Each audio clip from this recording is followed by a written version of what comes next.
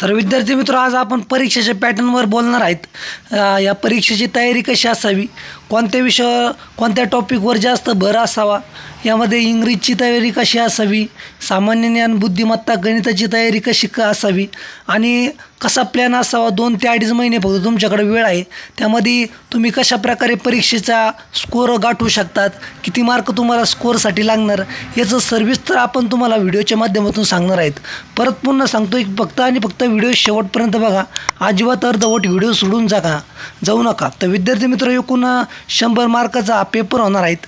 2 तास खूप वेळ दिलेला आहे त्यांनी आणि प्रत्येक टॉपिकला 25 प्रश्न दिले असून त्यांनी 4 टॉपिक विभागले आहेत। इंग्रजी, मराठी, सामान्य ज्ञान, बौद्धिक चाचणी आणि अंकगणित।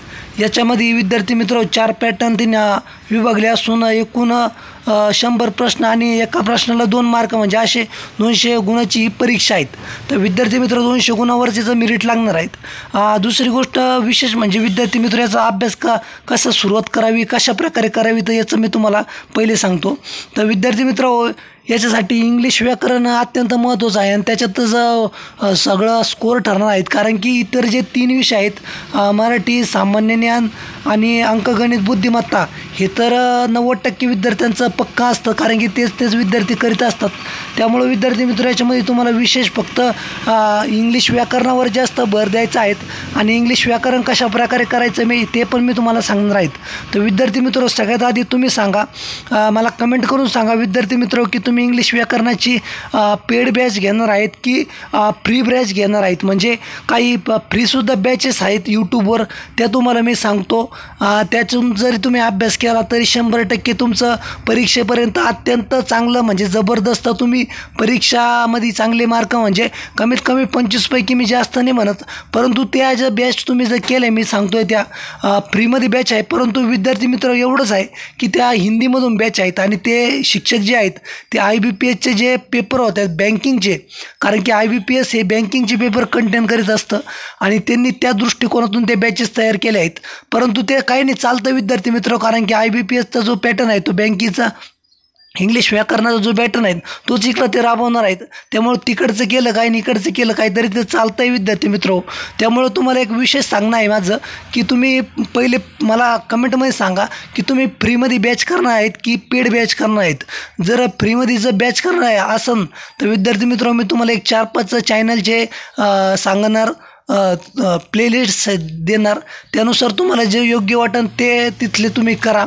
परंतु विद्यार्थी मित्र, अत्यंत चांगलं, म्हणजे एकदम जबरदस्त आहे त्यांचं शिकवणं, अत्यंत बेसिक टॉपिकपासून सांगतायत आणि खास करून बँकिंगची तयारी करणार आहे। त्यामुळं ते तुम्हाला सगळं काही, म्हणजे तुम्ही प्रॅक्टिस कुठून करायची, कोणत्या चॅनलवरून करायची किंवा कोणतं ॲप्स डाउनलोड करायचं हे सुद्धा ते सांगणार आहेत, ते पण मी तुम्हाला सांगणार आहेत।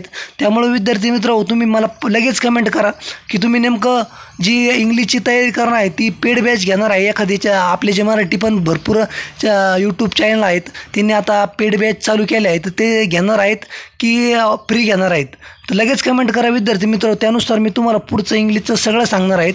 फक्त आता इंग्लिशचं काही बेसिक गोष्ट सांगतो की तुम्हाला इंग्लिशच्या कोणकोणत्या गोष्टी करायच्या आहेत। तर विद्यार्थी मित्र, पार्ट ऑफ स्पीचमध्ये प्रोनाउन, नेम, नाऊन, त्याच्यानंतर प्रोनाऊन, त्याच्यानंतर विद्यार्थी मित्र वर्ब, तर अशा ज्या बेसिक गोष्टी आहे या तुम्हाला करणं आहेत। त्यानंतर व्हॅकॅब्युलरीसुद्धा चांगली करणं आहे, त्यामध्ये अँटोनिम्स, सिनोनिम्स हे सुद्धा चांगलं करणं आहे विद्यार्थी मित्र। त्यानंतर क्लॉज टेस्ट, पॅराजंबल आणि पॅसेज वगैरे या गोष्टीसुद्धा करणं आहेत। तर विद्यार्थी मित्र, या गोष्टी कशा प्रकारे करायच्या या सगळं मी तुम्हाला पुढच्या व्हिडिओमध्ये सांगणार आहेत। तर तुम्ही फक्त मला कमेंट करून लगेच सांगा की तुम्ही नेमकी बॅच फ्रीमध्ये घेणार की तुम्हाला, म्हणजे फ्रीमधली सांगू की तुम्ही पेड घेतलेली आहेत, म्हणजे मला त्यानुसार तुम्हाला सर्व नियोजन सांगायला की तुम्ही जर पेड घेतलेली असेल तर ते शिक्षक लोक जे असतात जे पेडवालेच ते तुम्हाला सगळं सांगतात कशी तयारी करायची, काय करायची वगैरे। त्यामुळे मीच तुम्हाला सांगायची त्याची गरज नाही। जर तुम्ही फ्रीमध्ये तयार करणार असणार तर मग मी तुम्हाला फ्रीमध्ये कोणती बॅच घ्यायची, कशा प्रकारे तयार करायची ते सगळं सांगेल। त्यामुळे तुम्ही मला आत्ताच कमेंट करा विद्यार्थी मित्र। आणि त्यानंतर जर दुसरा विषय झाला मराठी व्याकरण, तर मराठीचं लय टेन्शन नका घेऊ विद्यार्थी मित्र। सर्वसाधारण जे तुम्ही बाळासाहेब शिंदे सर आहेत, त्यानंतर मोरा वाळंबाई यांच्या पुस्तकातून जरी केलेलं असेल तरी ते चालतं। याच्यामध्ये काय असतं मराठी व्याकरणामध्ये, त्यांचा जास्त करून आहे ना ते फक्त तुमची आकलनशक्ती चेक करतायत. इंग्लिश झालं, मराठी झालं, तुम्हाला आकलनशक्ती म्हणजे तुम्ही कशा प्रकारे निर्णय घेतात प्रश्न बघून, किंवा तुम्ही तुमची बौद्धिक क्षमता कशी आहे त्याच्यावर त्यांचा जास्तीत जास्त भर असतो. मराठी व्याकरणामध्ये काय करतात ते फिल इन द ब्लँक म्हणजे नाही का, गाळल्या जागा जास्त करून भरायचं. 5-5 प्रश्न त्याच्यावर असतात. त्याच्यानंतर प्रश्न म्हणजे जंबल म्हणजे प्रश्नाची इकडं तिकडं प्रश्न असा केलेला असतो आणि ते तुम्हाला व्यवस्थित त्याचा क्रम लावायचा असतो. तर ते कशा प्रकारे तुम्ही लावू शकतात. त्याच्यानंतर पॅराग्राफ दिलेला असतो 5 प्रश्नाचा. त्यानंतर एक साधे वाक्यरचना असते, ती व्यवस्थित दुरुस्त करायची असती. तर अशा प्रकारे याची मराठीची आहेत वाक्यरचना. त्यामुळं मराठीचा असा प्रकारे आहेत. आणि याच्यामध्ये पण काही म्हणजे नाही का व्याकरण पण असतं मराठीमध्ये, जे सामान्य अर्थी, विरुद्धार्थी, म्हणी, वाक्यप्रचार म्हणी, यासुद्धा गोष्टी तुम्हाला मराठीमध्ये करणं आहे विद्यार्थी मित्र. त्यामुळं मराठी व्याकरणाचा तुम्ही सर्वसाधारण अभ्यास जरी केला तरी चालतो आहे. तर त्यानंतर सामान्य ज्ञानचं जर म्हटलं विद्यार्थी मित्र, तर सामान्य ज्ञानमध्ये कला, साहित्य, त्याच्यानंतर खेळ, स्पोर्ट, हे त्यानंतर खास करून आहे ना इतिहासामध्ये आधुनिक भारताचा इतिहास, ज्या स्वातंत्र्य चळवळी झालेल्या आहेत, 1857चा उठाव झाला, त्यानंतर म्हणजे नाही का भारतीय अधिवेशने जी झाली ती राष्ट्रीय सभेची अधिवेशने, त्याच्यानंतर गांधी युग, त्याच्यानंतर कोणत्या व्हाईसरायचं काय काम राहिलं, त्याच्यानंतर पुस्तकं आणि लेखक, सामाजिक म्हणजे समाजसेवक, कोणती संस्था उभारली, यावर जास्त प्रश्न असतो. तर आधुनिक भारताचा इतिहास खास करून तुम्ही करा विद्यार्थी मित्र. त्यानंतर इतर जे राज्य आहे त्यांचं जे म्हणजे शास्त्रीय नृत्य झालं, कला उत्सव झालं, त्या राज्यामधले पर्यटन स्थळं कोणकोणते महत्त्वाचे आहेत, राष्ट्रीय उद्यानं आहेत, त्यानंतर असे महत्त्वाचे जे मंदिर आहेत, ते मंदिरं कोणी बांधले, कोणत्या राज्यांनी बांधले आहेत, तर याच्यावर विद्यार्थी मित्र त्यांचा भर आहे. विशेष गोष्ट तुम्ही लक्षात घ्या. तर याची तयारी करा विद्यार्थी मित्र. तसंही मी तुमच्यासाठी 500 ते 1000 प्रश्नाची सिरीज आणणार आहेत.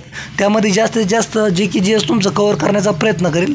तर विद्यार्थी मित्र, त्यानंतर गणित बुद्धिमत्ता, गणित त्यांचं विद्यार्थी मित्र जरा टफ विचारतात. ते नफा तोटा, शेकडेवारी, त्यानंतर पदावली, त्यानंतर जे सिम्प्लिफिकेशन आहेत ते, त्याच्यानंतर काळकाम वेग, याच्यावरती जास्त भर असतो.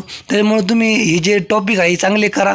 आणि मिक्स विचारतात ते गणित आणि बुद्धिमत्ता मिक्स असतात. साधारणतः तरी 25 पैकी एक 5 ते 7 प्रश्न गणिताचे असणार आणि बाकीचे सर्व बुद्धिमत्ताचे असणार. त्यामुळे तुम्ही एक मिक्स तयारी करा, चांगली तयारी करा आणि लय टफ नाही विचारित विद्यार्थी मित्र होते. त्यामुळं अशा प्रकारे तयारी असणार आहेत. तर विद्यार्थी मित्र, तुम्ही कमेंट करून सांगा की कोणत्या विषयाची जास्त तयारी करायची आहेत. आपण नियोजन तुमच्या कमेंटनुसारच करणार, त्यानुसारच तुमची आपली तयारी असणार आहेत. त्यामुळं आत्ताच कमेंट करा. आणि हा व्हिडिओ तुम्हाला कसा वाटला ते शेवटपर्यंत मला सांगा. प्रत्येकाने कमेंट करा बघणाऱ्याने.